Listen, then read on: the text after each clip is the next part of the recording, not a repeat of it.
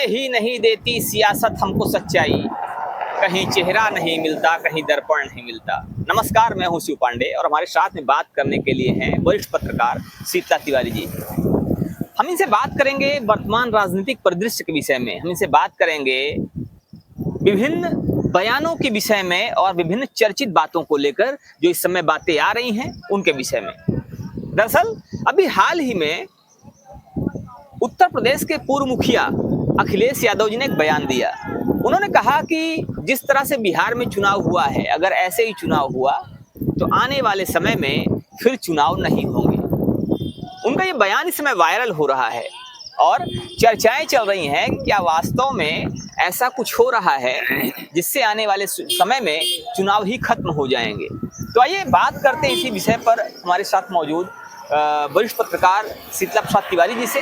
इनसे समझने की कोशिश करते हैं कि आखिर इनका इस पर क्या कहना है। तिवारी, जिस तरह से बात हो रही है, जिस तरह से ये आरोप लगाए जा रहे हैं, कहा जा रहा है कि अगर इसी तरह चुनाव हुआ जैसे बिहार में चुनाव हुआ है तो आने वाले समय में चुनाव नहीं होंगे, या 2027 के बाद चुनाव को कहा जा रहा है चुनाव खत्म हो जाएगा, चुनाव होगा ही नहीं। क्या कहना है आपका इस विषय को लेकर? देखिए, सबसे पहले बहुत बहुत प्रणाम, नमस्कार सभी दर्शकों को। पांडे जी, जो आप कह रहे हैं कि चुनाव को लेकर के, मैं आपको बता दूं कि ये अखिलेश यादव का बयान तो है, उन्होंने खुल करके कहा है, लेकिन विपक्ष जितने भी हैं, चाहे वो राहुल गांधी हो, चाहे वो जितने भी हैं विपक्ष में, मायावती वगैरह हो, सब लोग यह बात को समझ रहे हैं। क्योंकि मैं आपको बता दूं कि दिल्ली चुनाव के बाद, यानी जब दिल्ली चुनाव हुआ, बिहार चुनाव हुआ, उसके बाद पश्चिम बंगाल समेत 3-4 राज्यों में चुनाव हुआ, लेकिन यहाँ मुख्य फोकस जो है बिहार, दिल्ली और पश्चिम बंगाल, ये तीनों। जो कि आप समझ लीजिए कि बिहार में ये लगा कि परिवर्तन जो है मतलब कुछ नहीं होगा, यानी कहने का तात्पर्य जो है बीजेपी जो नीतीश पार्टी वो जाएगी, ऐसा नहीं हुआ। पश्चिम बंगाल में तो ये लगा ही नहीं था ममता बनर्जी की सरकार जो इतनी आसानी से और सब कुछ खत्म हो जाएगा, वहां भी ऐसा हुआ। दिल्ली में तो आपने देखा कि इन्होंने बहुत दिन से प्रयास किया, लेकिन अंत में रेखा गुप्ता को कुर्सी मिली, वहां भी। तो अगर इस तर्ज पे चुनाव होगा तो सामान्य बात है कि उत्तर प्रदेश पर अब जो है सबकी निगाहें हैं, और उत्तर प्रदेश अगर इस तरह से अगर उत्तर प्रदेश भी लुढ़क जाएगा तो सामान्य बात है कि कोई बचेगा नहीं।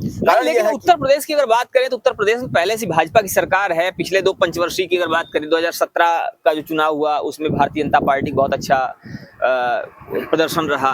फिर 2022 की बात करें, उसमें बहुत अच्छा प्रदर्शन रहा। तो इस तरह से तो कहा जा सकता है कि अगर उत्तर प्रदेश की बात की जाए, उत्तर प्रदेश को देखा जाए तो उत्तर प्रदेश में फिर से 27 में सरकार रिपीट कर सकती है। नहीं पांडे जी, देखिए सरकार रिपीट किस तरीके से करती है मैं आपको बताता हूँ। 2017 के अगर रेशियो में देखा जाए, उस समय जो है अखिलेश यादव विपक्ष की पार्टी, सबसे बड़ी पार्टी समाजवादी पार्टी, वो 50 सीटों में सिमटी थी और गठबंधन करके चुनाव लड़ी। उसके बाद जब 2022 का चुनाव हुआ 5 साल बाद, जबकि पूरा राममय था और जय श्री राम था उत्तर प्रदेश में, राम राज्य का पूरी व्यवस्था थी, लेकिन फिर भी जब 2022 का चुनाव हुआ तो उस समय जो है अखिलेश जो है 100 सीट के पार हो गए, 125 सीट पहुंच गए, यानी 100 सीटों का उनको फायदा हुआ। तो 2027 का 5 साल बाद फिर चुनाव होगा तो समाजवादी पार्टी जो है वहां माइनस में कहाँ है? तो क्या आपको लगता है कि 2027 में समाजवादी पार्टी फिर से अप कर जाएगी और भारतीय जनता पार्टी की सीटें फिर से घट जाएंगी? जी, एक बात मैं आपको बता दूं कि अगर समाजवादी पार्टी अगर सरकार नहीं बनाएगी तो समाजवादी पार्टी जो है इतने आसानी से सरकार इनको बनाने भी नहीं देगी, ये तो तय है। अगर सरकार जो है अगर समाजवादी पार्टी की नहीं बनेगी तो आप समझ लीजिए कि यह भी जो है अल्प सीटों में, अल्पमत किसको कहते हैं, जो है उन्हीं सीटों में यह भी सिमट जाए। क्योंकि 5 सालों में अगर समाजवादी पार्टी 50 सीट अगर और प्राप्त करती है, यानी 150 सीटों में अगर 50 सीट यानी 200 को करीब 170-80 भी अगर 150 के पार भी अगर ये रहेंगे तो आप समझ लीजिए कि विपक्ष में जो है मजबूती से फिर सरकार चलाना तो मुश्किल। लेकिन एक बात है तिवारी जी, आप कह रहे हैं कि इतना आसानी से समाजवादी पार्टी सरकार नहीं बनाने देगी।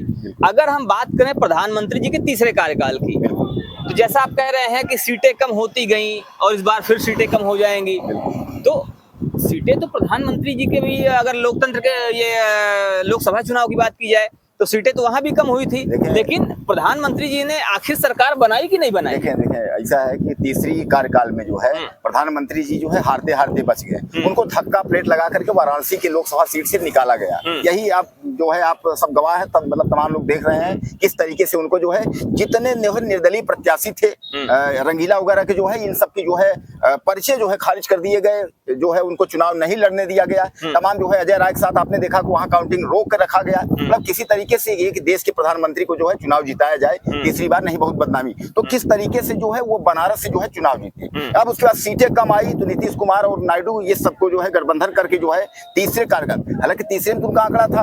अगर हम उत्तर प्रदेश की बात करें, उत्तर प्रदेश वो कह रहे थे 70 सीट आएंगे, लेकिन उत्तर प्रदेश में आप देखिए जो है टोटल मिला के 50% यानी 40 सीट भी गठबंधन को लेकर के भी वो 40 सीट नहीं पहुंचे। अच्छा, एक बात आप बताइए, जिस तरह से आप कह रहे हैं कि गठबंधन को लेकर 40 सीट भी नहीं पहुंचे और ऐसा हुआ वैसा हुआ, प्रधानमंत्री मोदी जब पहली बार चुनाव लड़े थे तो मोदी की धूम थी। बिल्कुल।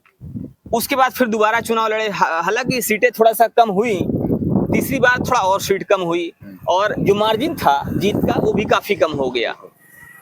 ये बताइए, मोदी जी का जिस तरह से वर्चस्व उनका नाम का चलता था, मोदी लहर की बात की जाती थी, वो लहर भी है या नहीं? देखिए एक बात है पांडे जी, सीधे सीधे आप समझ लीजिएगा, अगर चुनाव में सीटें कम आई तो आप समझ लीजिए हिंदुत्व पर खतरा है। और अगर सीटें अगर शभक की आई, जिसको बोलते हैं गांव में कहते हैं चौचक्के जिसको बोलते हैं, अगर पर्याप्त मात्रा में अगर सीटें आई तो फिर मोदी की लहर है।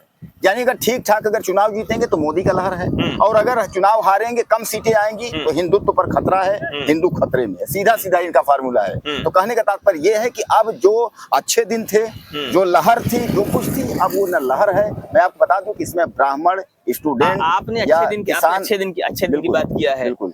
ये बड़ा चर्चित नारा था, अच्छे दिन आने वाले हैं, अच्छे दिन आने वाले हैं। सब लोग 2014 में अच्छे दिन आने वाले थे, फिर उसके बाद 14 से फिर 19 आया, फिर अच्छे दिन आ गए, ये नारा चला, अच्छे दिन आ गए।